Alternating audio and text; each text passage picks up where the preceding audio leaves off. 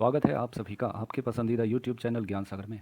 दोस्तों, आज हम आपके लिए लेकर आए हैं कुछ महत्वपूर्ण प्रश्न जो कि आपके आगामी सभी परीक्षाओं के लिए बेहद महत्वपूर्ण होने वाले हैं। तो चलते हैं दोस्तों आज के पहले प्रश्न की ओर।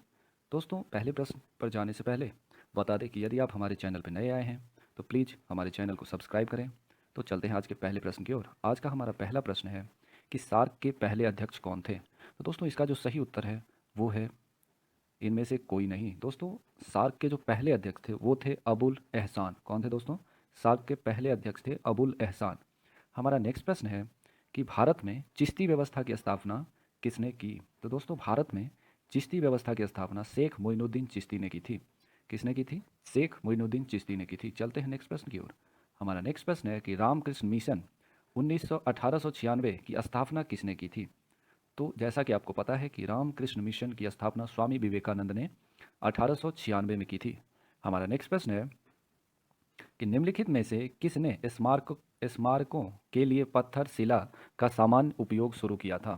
तो इसका जो सही उत्तर है वो है मौर्य वंश के संस्थापक चंद्रगुप्त मौर्य। हमारा नेक्स्ट प्रश्न है कि राधा मोहन कप का संबंध किस खेल से है। तो जैसा कि आपको बता दें कि राधा मोहन कप खेल का जो संबंध है वो है पोलो से। इससे है दोस्तों पोलो से। हमारा नेक्स्ट प्रश्न है कि संविधान के निम्नलिखित में से कौन सा अनुच्छेद समान नागरिक संहिता यूनिफॉर्म सिविल कोड स्थापित करने के लिए निर्देशित है। तो इसका जो सही उत्तर है वो है अनुच्छेद 44। दोस्तों, अनुच्छेद 44 में दिया गया है कि भारत के लिए एक समान सिविल कोड होगी। हमारा नेक्स्ट प्रश्न है कि जब बचत निवेश से अधिक हो जाती है तो आय प्रवाह कैसा रहता है। तो जब बचत निवेश से अधिक हो जाती है तो आय का जो प्रवाह है वह दोस्तों बढ़ जाता है। हमारा नेक्स्ट प्रश्न है कि प्राइमरी कुंजी की क्या भूमिका है। तो दोस्तों, प्राइमरी कुंजी ऐसी कुंजी है जो पंक्ति की विलक्षण ढंग से पहचान करती है। क्या करती है दोस्तों? प्राइमरी कुंजी जो है वो पंक्ति की विलक्षण ढंग से पहचान करती है। हमारा नेक्स्ट प्रश्न है कि उपासिका कौन थी। तो दोस्तों, बौद्ध धर्म की भिक्षुनियों और मठवासिनियों को उपासिका कहा जाता है। क्या कहा जाता है? उपासिकाएं जो है दोस्तों वो बौद्ध धर्म की भिक्षुनियाँ और मठवासिनियाँ को कहा जाता है। हमारा नेक्स्ट प्रश्न है कि नए निर्वाचन सुधारों के अंतर्गत मतदाता पहचान पत्रों का सुझाव किस कमेटी ने दिया था। तो दोस्तों, इसका जो सही उत्तर है वो है आर के त्रिवेदी कमेटी ने। किस कमेटी ने दिया था? आर के त्रिवेदी कमेटी ने।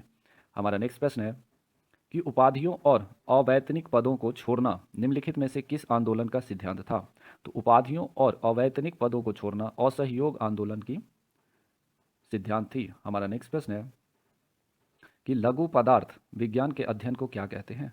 तो लघु पदार्थ विज्ञान के अध्ययन को नैनो प्रौद्योगिकी कहा जाता है। क्या कहा जाता है? नैनो प्रौद्योगिकी कहा जाता है।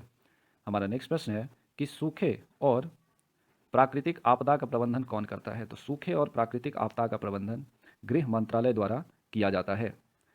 दोस्तों, आपको बताना है कि भारत का सबसे ज़्यादा सूखा क्षेत्र किस राज्य में पाया जाता है और सबसे ज़्यादा बारिश किस राज्य में होती है और कौन सी जगह पे होती है, प्लीज़ कमेंट में बताएं।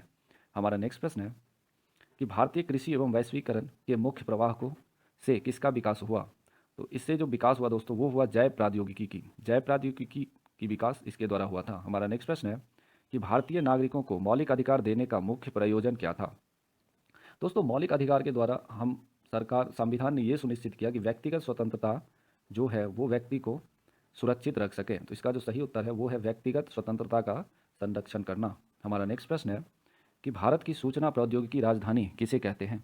दोस्तों, भारत की जो सूचना प्रौद्योगिकी राजधानी सिलिकॉन वैली ये सब किसको कहा जाता है?